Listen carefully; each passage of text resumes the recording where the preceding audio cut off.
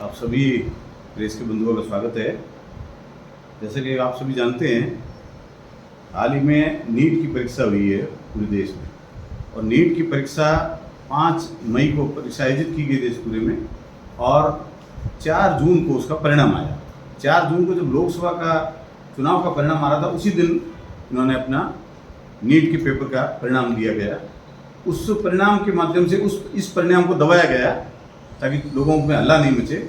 सही है कि बहुत बड़ा पेपर लीक है, बहुत बड़ा घोटाला है। निश्चित तौर पर देश के युवाओं के साथ एक बहुत बड़ा धोखा और छलावा हुआ है, जिसको कांग्रेस पार्टी सदन से सड़क तक उस पर आवाज़ उठाएगी। क्योंकि पेपर लीक जो घोटाला हुआ है नीट का, ये निश्चित तौर पर इतना बड़ा घोटाला है कि देश पूरे में 14 लाख बच्चे इसमें अपीयर हुए।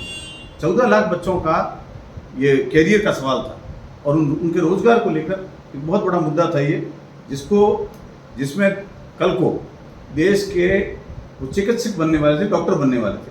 अगर इस तरीके से फर्जीवाड़े से पेपर लीक करके ऐसे लोग अगर डॉक्टर बन जाते तो देश की जनता के साथ कितना बड़ा स्वास्थ्य के साथ खिलवाड़ होता।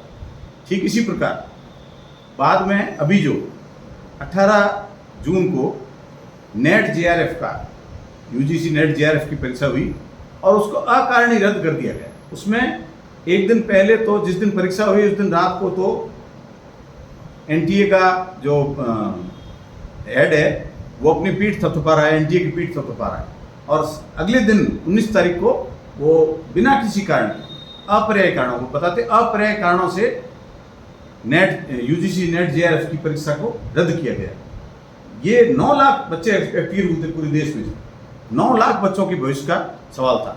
उन 9 लाख बच्चे ने अपने अपने सेंटर, किसी का कहाँ आया था, किसी का कहाँ आया था, उन्हें जो आर्थिक, शारीरिक, मानसिक प्रताड़ना हुई, और उसके बाद अच्छे अंक आने की आस में बच्चों ने वो परीक्षा दी थी। जिन्होंने मेहनत करके, अच्छे बच्चे जो थे, जो मेहनत करके परीक्षा में अपीयर हुए थे, उन बच्चों के भविष्य के साथ बहुत बड़ा खिलवाड़ हुआ। क्योंकि देश का एक बड़ा तबका इस बात को लेकर बड़ा अनजान है कि भारतीय जनता पार्टी की केंद्र सरकार किसी तरह की कोई रिप्लाई नहीं दे रही। प्रधान जो धर्मेंद्र प्रधान जी जो शिक्षा मंत्री है, वो इसको लेकर चुप है। कल आपने देखा होगा योग दिवस पर प्रदेश के शिक्षा मंत्री से जब सवाल किया गया तो वो इस सवाल को टालने के लिए बार बार एक ही बात कहते रहे, आज सिर्फ योग ही योग, आज सिर्फ योग ही योग, योग का दिन है। मतलब कोई जवाब नहीं दिया पत्रकारों के सवालों का। ये अपने आप में बहुत बड़ा दुर्भाग्य है देश का। आज आप सोच कर देखिए, जब से भारतीय जनता पार्टी की सरकार आई है, 24 करोड़ युवाओं ने अब तक परीक्षाएं दी है। पिछले 10 सालों में 24 करोड़ युवाओं ने परीक्षा दी है, एक को भी रोजगार नहीं मिला। और किसी क्षेत्र में जब रोजगार मिला है तो 5-5 साल की देरी के बाद मिला।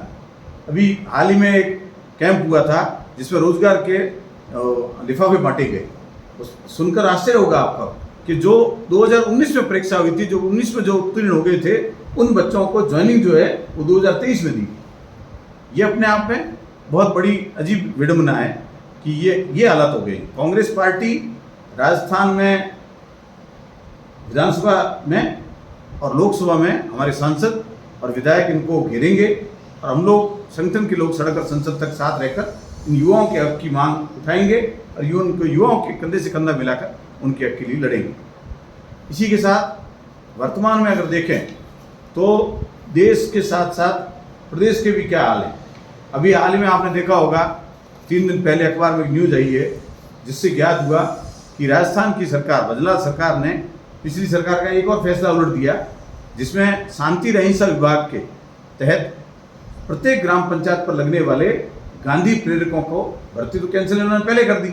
अब उसके जो बजट, जो 10 करोड़ का बजट का प्रावधान हुआ था, वो 10 करोड़ का बजट जो है वो भी वापस ले लिया गया है। इस तरह प्रदेश और देश में शांति, सद्भावना, भाईचारा, आपसी सौहार्द कायम रहे, देश में, गांव में, बस्ती में तनाव नहीं हो, इसके उद्देश्य से जो महात्मा गांधी प्रेरक योजना लाई गई थी और संविधान केंद्र खोले जा रहे थे, उन पुस्तकालय और संविधान केंद्रों को भी बंद करने का ये सरकार प्रयास कर रही है।